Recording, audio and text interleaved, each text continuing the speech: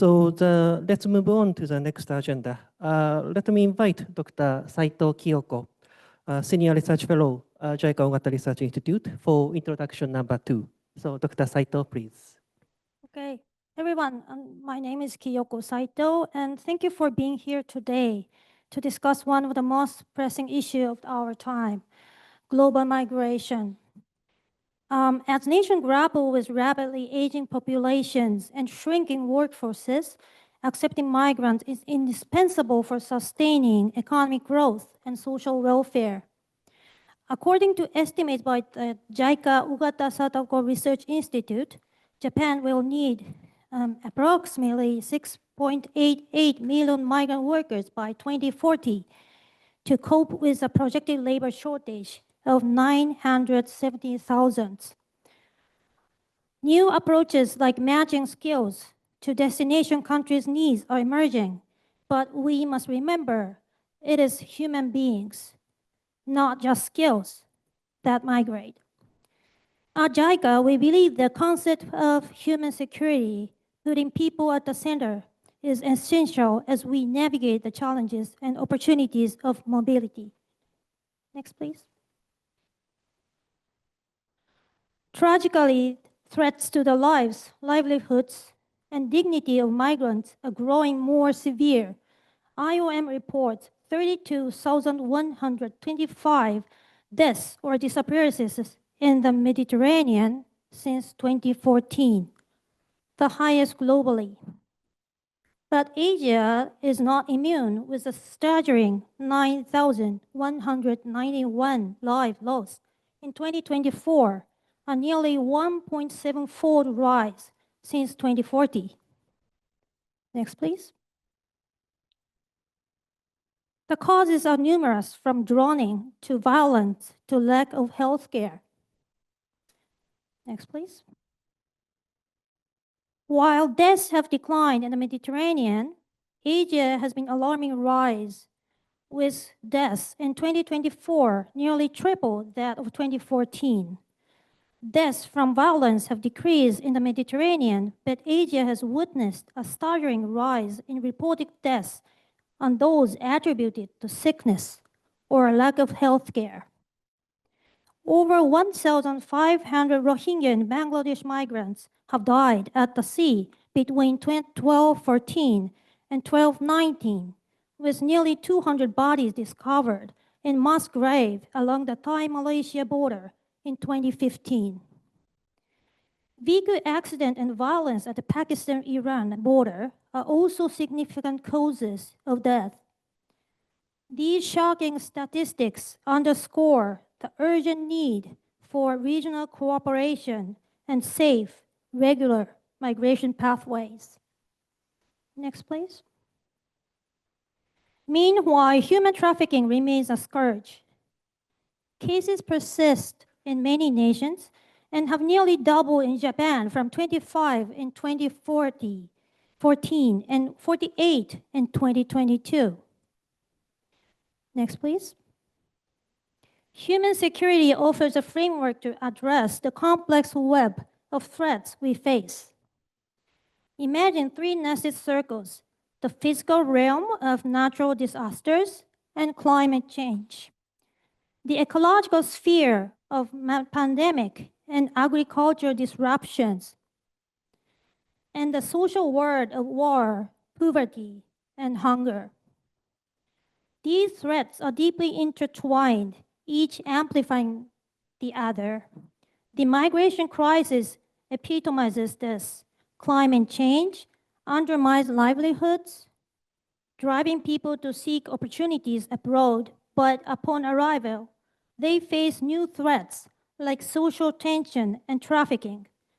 The human security approach aims to tackle these interconnected threats holistically. Next.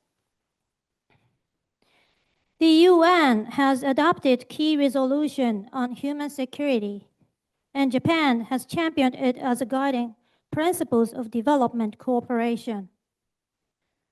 By embracing human security, we can address the true needs of the most vulnerable recognizing each person as an agent of change.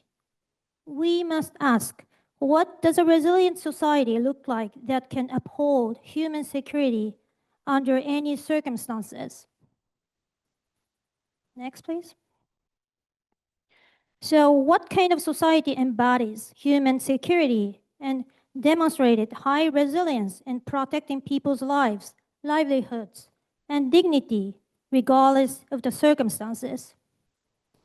What I would like to everyone to consider is, what approach can we take to realize such a society? One key question is how we can create a society that safeguards the lives, livelihoods, and dignity of people, especially those facing severe threats or at high risk of facing threats. Protecting people from threats is undeniably essential. But isn't society where people solve problems on their own equally important? In other words, empowering people is just as important as protecting them, and it's crucial that we become a society capable of achieving this. To do so, we need an approach that emphasizes the context of each country and region and is customized according to the history, culture, social structure, and values of the people living there. Furthermore, realizing this requires solidarity through a multi-sectoral, multi-stakeholder engagement. The key is for not just the migrants themselves, but all people and organizations involved to work together comprehensively.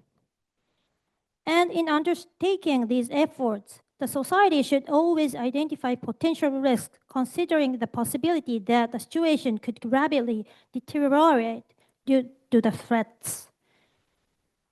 In other words, the possibility of downside risk and preventively address those risks.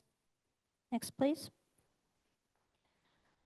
Building on this understanding, JICA has pioneered applying the human security framework since 2003 by integrating human security in 20 sector strategies from urban development to health to governance. JICA ensures protects effectively respond to people's true needs, particularly the most marginalized.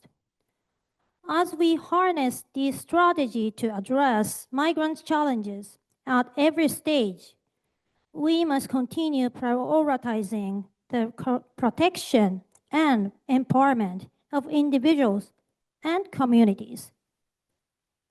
JICA is advancing initiatives to promote respect for migrant workers' rights, build migrants' capacities, and foster inclusive society.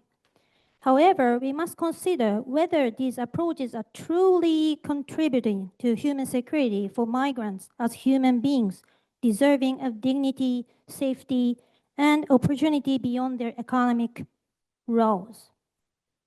My research team, which studies international migration decision-making mechanisms, has uncovered noteworthy insights.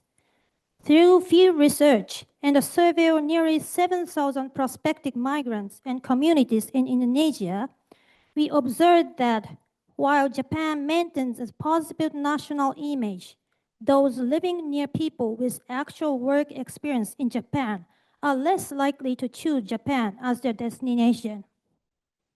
This suggests Japan may be a dream country that admired from afar, but not actually selected for work. This finding points to important issues in Japanese society that are not readily apparent from the outside, and we are currently examining this more closely. We must reevaluate our efforts to ensure they comprehensively address migrants' multidimensional needs and aspirations. Next, please. The human security approach encourages us to prioritize the inherent dignity and potential migrants, ensuring access not only workplace rights, but also to education, healthcare, social services, and opportunities for personal growth. As we envision the future of migration, let us strive for a world where migration is choice, not a necessity, where the rights and dignity of migrants are respected at every stage, and where the benefits of mobility are equitably shared. By cooperating in solidarity and shared responsibility, we can achieve meaningful progress toward a more just, inclusive, and sustainable future for all. This is what we wish to reflect upon with you today. Thank you.